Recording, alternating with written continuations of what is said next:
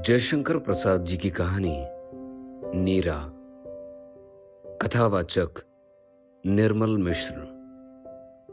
नीरा, अब और आगे नहीं। इस गंदगी में कहां चलते हो देवनिवास?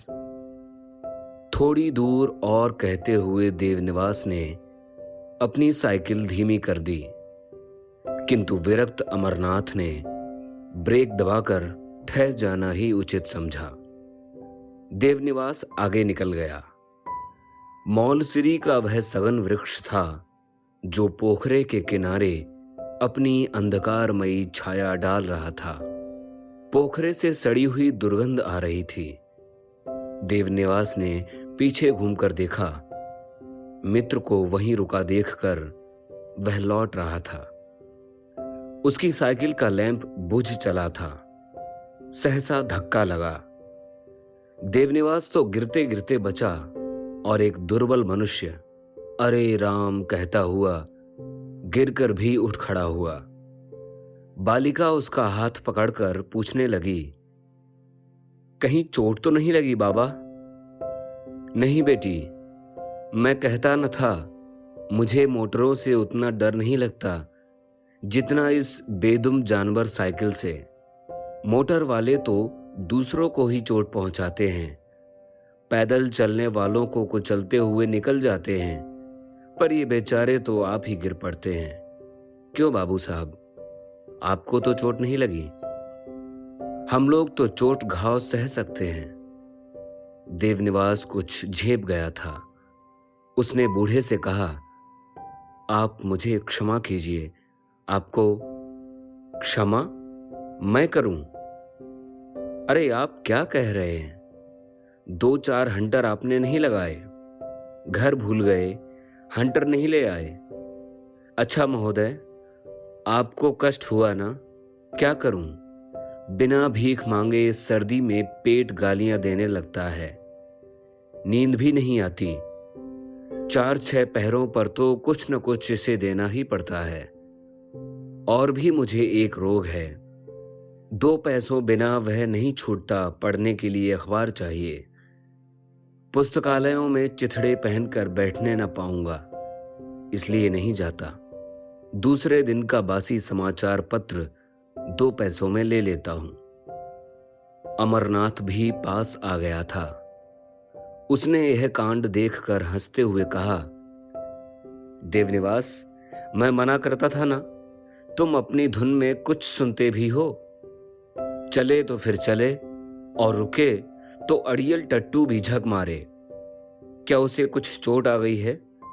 क्यों बूढ़े, लो यह अठन्नी है, जाओ अपनी राह, तनिक देखकर चला करो। बूढ़ा मस्खरा भी था। अठन्नी लेते हुए उसने कहा, देखकर चलता तो यह अठन्नी कैसे मिलती? तो भी बाबूजी, आप लोगों की जेब में अखबार होगा, मैंने देखा है। बाइसिकल पर चढ़े हुए बाबुओं की पॉकेट में निकला हुआ कागज का मुट्ठा अखबार ही रहता होगा। चलो बाबा झोपड़ी में, सर्दी लगती है। यह छोटी सी बालिका अपने बाबा को जैसे इस तरह बातें करते हुए देखना नहीं चाहती थी। वह संकोच में डूबी जा रही थी। देवनिवास चुप था। बुढ़े को जैसे तमाचा लगा। वह अपने दयनीय और घृणित भिक्षा व्यवसाय को बहुधा नीरा से छिपाकर बनाकर कहता, उसे अखबार सुनाता, और भी न जाने क्या क्या ऊंची नीची बातें बका करता। नीरा जैसे सब समझती थी। वह कभी बूढ़े से प्रश्न नहीं करती थी। जो कुछ वह कहता चुपचाप सुन लिया करती थी। कभी कभी बुढ़ा झुंझलाकर चुप हो जाता, तब भी वह चुप रहती। बूढ़े को आज ही नीरा ने झोपड़ी में चलने के लिए कहकर पहले पहल मीठी झिड़की दी। उसने सोचा कि अठन्नी पाने पर भी अखबार मांगना नीरा न सह सकी। अच्छा तो बाबूजी, भगवान यदि कोई हो तो आपका भला करे। बुढ़ा लड़की का हाथ पकड़कर मौलसिरी की ओर चला। देवनिवास सन्न था। अमरनाथ ने अपनी साइकिल के उज्जवल आलोक में देखा। नीरा एक गोरी सी, सुंदरी, पतली दुबली करुणा की छाया थी। दोनों मित्र चुप थे। अमरनाथ ने ही कहा, अब लौटोगे कि यहीं गड़ गए? तुमने कुछ सुना अमरनाथ? वह कहता था, भगवान यदि कोई हो। कितना भयानक अविश्वास! देवनिवास ने सांस लेकर कहा। दरिद्रता और लगातार दुखों से मनुष्य अविश्वास करने लगता है। निवास, यह कोई नई बात नहीं है। अमरनाथ ने चलने की उत्सुकता दिखाते हुए कहा। किंतु देवनिवास तो जैसे आत्मविस्मृत था। उसने कहा, सुख और संपत्ति से क्या ईश्वर का विश्वास अधिक होने लगता है? क्या मनुष्य ईश्वर को पहचान लेता है? उसकी व्यापक सत्ता को मलिन वेश में देखकर दुरदुराता नहीं, ठुकराता नहीं अमरनाथ। अब की बार आलोचक के विशेषांक में तुमने लौटे हुए प्रवासी कुलियों के संबंध में एक लेख लिखा था ना? वह सब कैसे लिखा था? अखबारों के आंकड़े देखकर मुझे ठीक ठीक स्मरण है। कब, किस द्वीप से कौन कौन स्टीमर किस तारीख में चले। सतलज, पंडित और एलिफेंटा नाम के स्टीमरों पर कितने कितने कुली थे, मुझे ठीक ठीक मालूम था। और वे सब कहाँ हैं? सुना है इसी कलकत्ते के पास कहीं मटिया बुर्ज है। वही अभागों का निवास है, अवध के नवाब का विलास। मैंने उस लेख में भी एक व्यंग इस पर बड़े मार्के का दिया है। चलो, खड़े खड़े बातें करने की जगह नहीं। तुमने तो कहा था कि आज जनाकीर्ण कलकत्ते से दूर तुमको एक अच्छी जगह दिखाऊंगा। यही मटिया बुर्ज है। देवनिवास ने बड़ी गंभीरता से कहा। और अब तुम कहोगे कि बुढ़ा वहीं से लौटा हुआ कोई कुली है। हो सकता है, मुझे मालूम नहीं। अच्छा, चलो अब लौटें, कहकर अमरनाथ ने अपनी साइकिल को धक्का दिया। देवनिवास ने कहा, चलो उसकी झोपड़ी तक, मैं उससे कुछ बात करूंगा। अनिच्छा पूर्वक चलो कहते हुए अमरनाथ ने मॉल सिरी की ओर साइकिल घुमा दी। साइकिल के तीव्र आलोक में झोपड़ी के भीतर का दृश्य दिखाई दे रहा था। बुढ़ा मनोयोग से लाई फांक रहा था और नीरा भी कल की बची हुई रोटी चबा रही थी। रूखे ओठों पर 2-1 दाने चिपक गए थे, जो उस दरिद्र मुख में जाना अस्वीकार कर रहे थे। लुक फेरा हुआ टीन का गिलास अपने खुरदरे रंग का नीलापन नीरा की आंखों में उण्डेल रहा था। आलोक एक उज्जवल सत्य है। बंद आंखों में भी उसकी सत्ता छिपी नहीं रहती। बुढ़े ने आंखें खोलकर दोनों बाबुओं को देखा। वह बोल उठा, बाबूजी, आप अखबार देने आए हैं? मैं अभी पथ्य ले रहा था। बीमार हूं ना, इसीलिए लाई खाता हूं। बड़ी नमकीन होती है। अखबार वाले को कभी कभी नमकीन बातों का स्वाद दे देते हैं। इसी से तो बेचारे कितनी दूर दूर की बातें सुनते हैं। जब मैं मॉरिशस में था तब हिंदुस्तान की बातें पढ़ा करता था। मेरा देश सोने का है, ऐसी भावना जग उठी थी। अब कभी कभी उस टापू की बातें पढ़ पाता हूं, तब यह मिट्टी मालूम पड़ता है।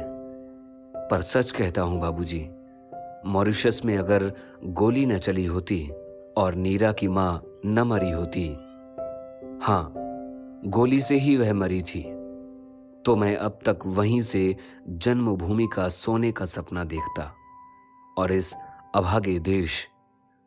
नहीं बाबूजी, मुझे यह कहने का अधिकार नहीं। मैं हूं अभागा। हाय रे भाग। नीरा घबरा उठी। उसने किसी तरह 2 घूंट जल गले से उतारकर इन लोगों की ओर देखा। उसकी आंखें कह रही थीं कि आओ मेरी दरिद्रता का स्वाद लेने वाले धनी विचारकों, और सुख तो तुम्हें मिलते ही हैं, एक न सही।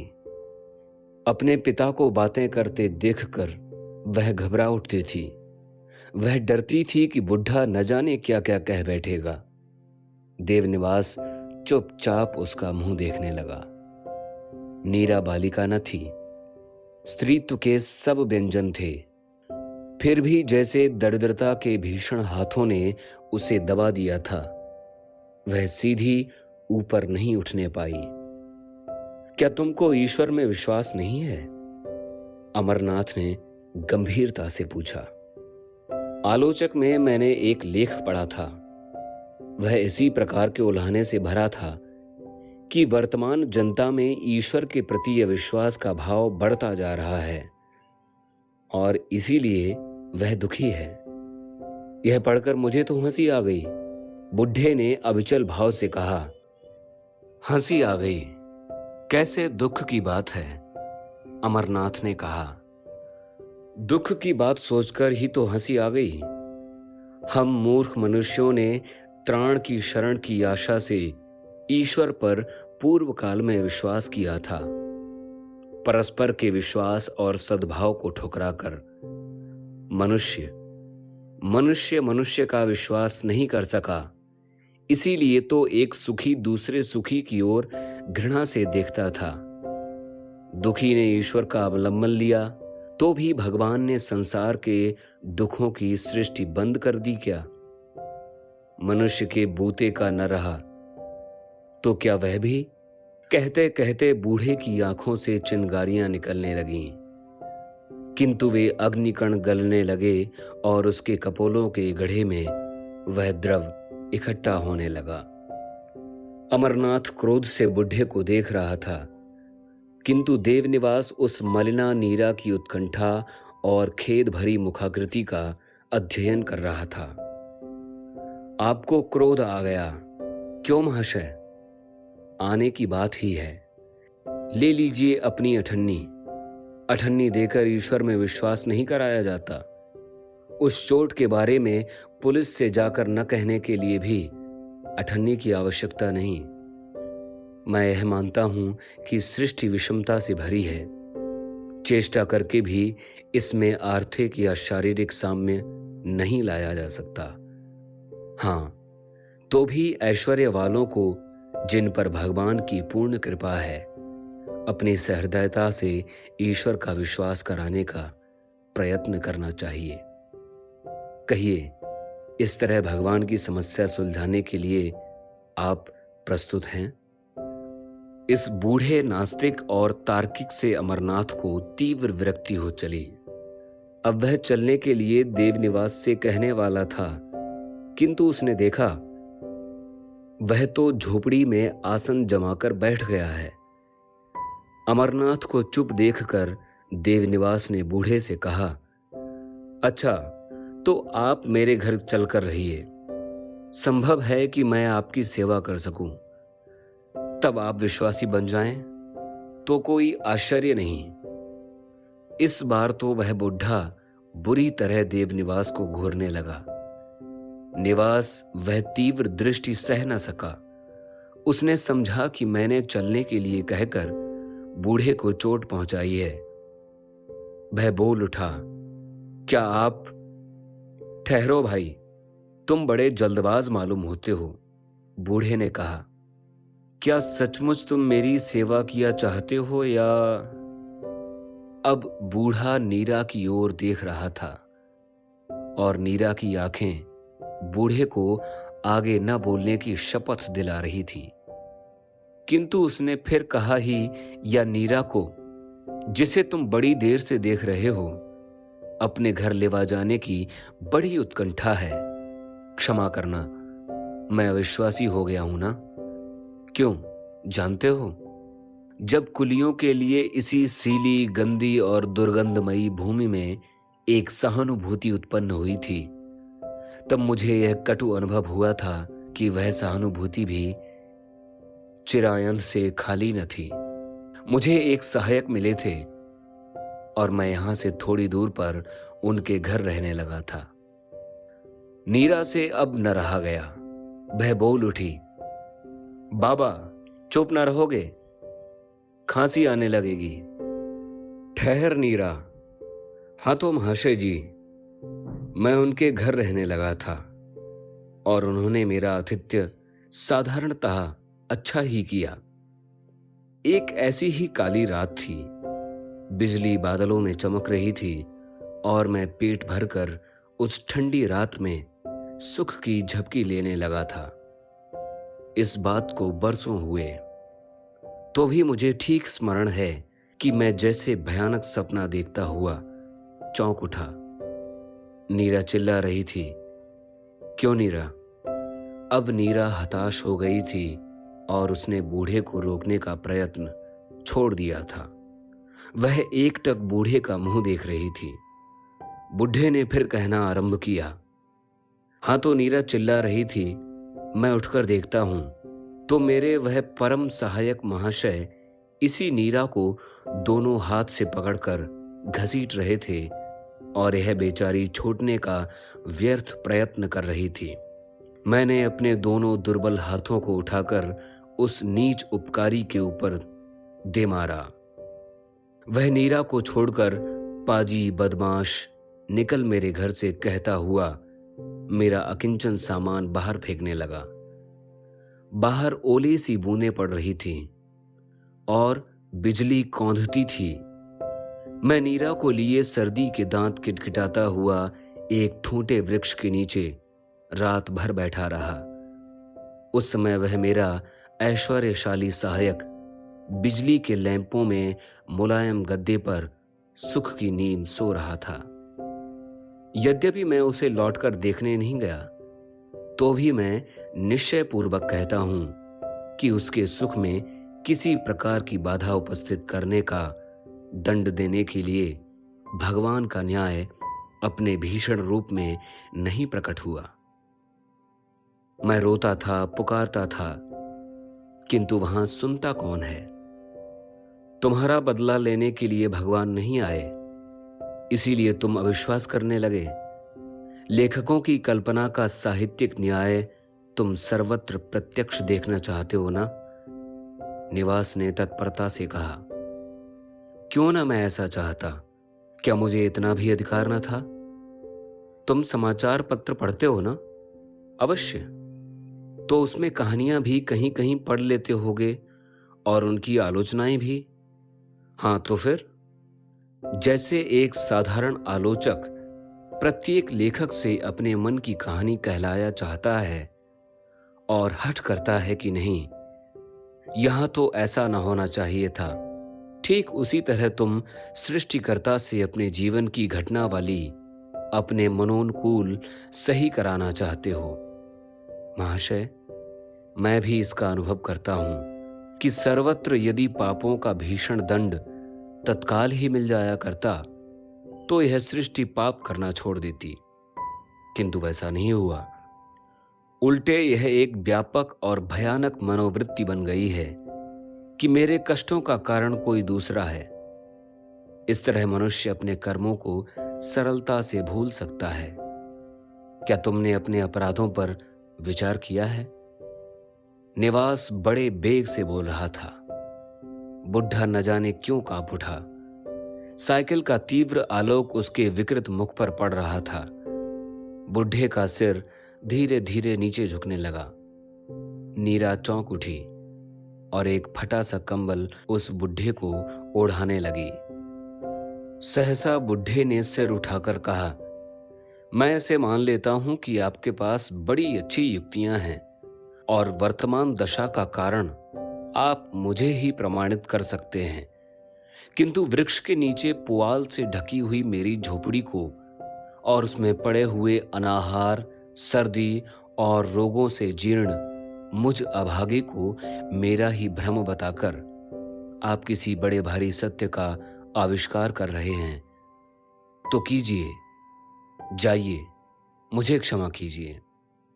देवनिवास कुछ बोलने ही वाला था कि नीरा ने दृढ़ता से कहा, आप लोग क्यों बाबा को तंग कर रहे हैं? अब उन्हें सोने दीजिए। निवास ने देखा कि नीरा के मुख पर आत्मनिर्भरता और संतोष की गंभीर शांति है। स्त्रियों का हृदय अभिलाषाओं का, संसार के सुखों का क्रीड़ा स्थल है।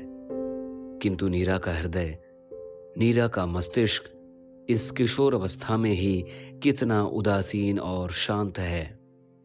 वह मन ही मन नीरा के सामने प्रणत हुआ। दोनों मित्र उस झोपड़ी से निकले। रात अधिक बीत चली थी। वे कलकत्ता महानगरी की घनी बस्ती में धीरे धीरे साइकिल चलाते हुए घुसे। दोनों का हृदय भारी था। वे चुप थे। देवनिवास का मित्र कच्चा नागरिक नहीं था। उसको अपने आंकड़ों का और उनके उपयोग पर पूरा विश्वास था। वह सुख और दुख, दरिद्रता और विभव, कटुता और मधुरता की परीक्षा करता। जो उसके काम के होते उन्हें संभाल लेता, फिर अपने मार्ग पर चल देता। सार्वजनिक जीवन का ढोंग रचने में वह पूरा खिलाड़ी था। देवनिवास के आतिथ्य का उपभोग करके अपने लिए कुछ मसाला जुटाकर वह चला गया। किंतु निवास की आंखों में उस रात्रि में बूढ़े की झोपड़ी का दृश्य अपनी छाया ढालता ही रहा। 1 सप्ताह बीतने पर वह फिर उसी ओर चला। झोपड़ी में बुढ़ा पुआल पर पड़ा था। उसकी आंखें कुछ बड़ी हो गई थीं, ज्वर से लाल थीं। निवास को देखते ही एक रुग्ण हंसी उसके मुंह पर दिखाई दी। उसने धीरे से पूछा, बाबूजी, आज फिर? नहीं, मैं वाद विवाद करने नहीं आया हूं। तुम क्या बीमार हो? हाँ, बीमार हूं बाबूजी, और यह आपकी कृपा है। मेरी? हाँ, उसी दिन से आपकी बातें मेरे सिर में चक्कर काटने लगी हैं। मैं ईश्वर पर विश्वास करने की बात सोचने लगा हूं। बैठ जाइए, सुनिए। निवास बैठ गया। बुढ़े ने फिर कहना आरंभ किया, मैं हिंदू हूं। कुछ सामान्य पूजा पाठ का प्रभाव मेरे हृदय पर पड़ा रहा, जिन्हें मैं बाल्यकाल में अपने घर, पर्वों और उत्सव पर देख चुका था। मुझे ईश्वर के बारे में कभी कुछ बताया नहीं गया। अच्छा, जाने दीजिए, वह मेरी लंबी कहानी है। मेरे जीवन की संसार से झगड़ते रहने की कथा है। अपनी घोर आवश्यकताओं से लड़ता झगड़ता मैं कुली बनकर मॉरिशस पहुंचा। वहां कुलसम से, नीरा की मां से मुझसे भेंट हो गई। मेरा उसका ब्याह हो गया। आप हंसिए मत। कुलियों के लिए वहां किसी काजी या पुरोहित की उतनी आवश्यकता नहीं। हम दोनों को एक दूसरे की आवश्यकता थी। कुलसम ने मेरा घर बसाया। पहले वह चाहे जैसी रही, किंतु मेरे साथ संबंध होने के बाद से आजीवन वह एक साध्वी गृहिणी बनी रही। कभी कभी वह अपने ढंग पर ईश्वर का विचार करती और मुझे भी इसके लिए प्रेरित करती। किंतु मेरे मन में जितना कुलसम के प्रति आकर्षण था, उतना ही उसके ईश्वर संबंधी विचारों से विद्रोह। मैं कुलसम के ईश्वर को तो कदापि नहीं समझ सका। मैं पुरुष होने की धारणा से यह तो सोचता था कि कुलसम वैसा ही ईश्वर माने जैसा उसे मैं समझ सकूं, और वह मेरा ईश्वर हिंदू हो, क्योंकि मैं सब छोड़ सकता था। लेकिन हिंदू होने का दंभपूर्ण विचार मेरे मन में दृढ़ता से जम गया था। तो भी समझदार कुलसम के सामने ईश्वर की कल्पना अपने ढंग की उपस्थित करने का मेरे पास कोई साधन न था। मेरे मन ने ढोंग किया कि मैं नास्तिक हो जाऊं। जब कभी ऐसा अवसर आता, मैं कुलसम के विचारों की खिल्ली उड़ाता हुआ हंसकर कह देता, मेरे लिए तो तुम ही ईश्वर हो, तुम ही खुदा हो, तुम ही सब कुछ हो। वह मुझे चापलूसी करते हुए देखकर हंस देती थी, किंतु उसका रोआ रोआ रोने लगता। मैं अपनी गाढ़ी कमाई के रुपयों को शराब के प्याले में गलाकर मस्त रहता। मेरे लिए वह भी कोई विशेष बात न थी, न तो मेरे लिए आस्तिक बनने में ही कोई विशेषता थी। धीरे धीरे मैं उच्छृंखल हो गया। कुलसम रोती बिलखती और मुझे समझाती, किंतु मुझे ये सब बातें व्यर्थ की सी जान पड़ती। मैं अधिक अविचारी हो उठा। मेरे जीवन का वह भयानक परिवर्तन बड़े बेग से आरंभ हुआ। कुलसम उस कष्ट को सहन करने के लिए जीवित न रह सकी। उस दिन जब गोली चली थी तब कुलसम के वहां जाने की आवश्यकता न थी। मैं सच कहता हूं बाबूजी, वह आत्महत्या करने का उसका एक नया ढंग था। मुझे विश्वास होता है कि मैं ही इसका कारण था। इसके बाद मेरी वह सब उद्दंडता तो नष्ट हो गई। जीवन की पूंजी जो मेरा निज का अभिमान था वह भी चूर चूर हो गया। मैं नीरा को लेकर भारत के लिए चल पड़ा। तब तक तो मैं ईश्वर के संबंध में एक उदासीन नास्तिक था, किंतु इस दुख ने मुझे विद्रोही बना दिया। मैं अपने कष्टों का कारण ईश्वर को ही समझने लगा और मेरे मन में यह बात जम गई कि मुझे दंड दिया गया है। बुढ़ा उत्तेजित हो उठा था। उसका दम फूलने लगा, खांसी आने लगी। नीरा मिट्टी के घड़े में जल लिए हुए झोपड़ी में आई। उसने देवनिवास को और अपने पिता को अन्वेषक दृष्टि से देखा, यह समझ लेने पर कि दोनों में से किसी के मुख पर कटुता नहीं है। वह प्रकृतिस्थ हुई। धीरे धीरे पिता का सिर सहलाते हुए उसने पूछा, बाबा, लावा ले आई हूं, कुछ खा लो। बुढ़े ने कहा, ठहरो बेटी। फिर निवास की ओर देखकर कहने लगा, बाबूजी, उस दिन भी जब नीरा के लिए मैंने भगवान को पुकारा था तब उसी कटुता से, संभव है इसीलिए वे न आए हों। आज कई दिनों से मैं भगवान को समझने की चेष्टा कर रहा हूं। नीरा के लिए मुझे चिंता हो रही है। वह क्या करेगी? किसी अत्याचारी के हाथ पड़कर नष्ट तो न हो जाएगी? निवास कुछ बोलने ही को था कि नीरा कह उठी, बाबा, तुम मेरी चिंता ना करो, भगवान मेरी रक्षा करेंगे। निवास की अंतरात्मा पुलकित हो उठी। बुढ़े ने कहा, करेंगे बेटी। उसके मुख पर एक व्याकुल प्रसन्नता झलक उठी। निवास ने बूढ़े की ओर देखकर विनीत स्वर में कहा, मैं नीरा से ब्याह करने के लिए प्रस्तुत हूं, यदि तुम्हें।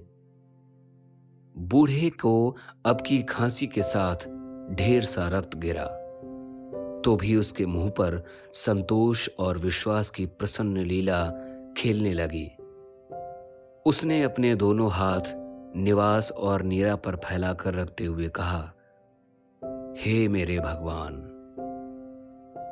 जयशंकर प्रसाद जी की कहानी नीरा। कथावाचक निर्मल मिश्र।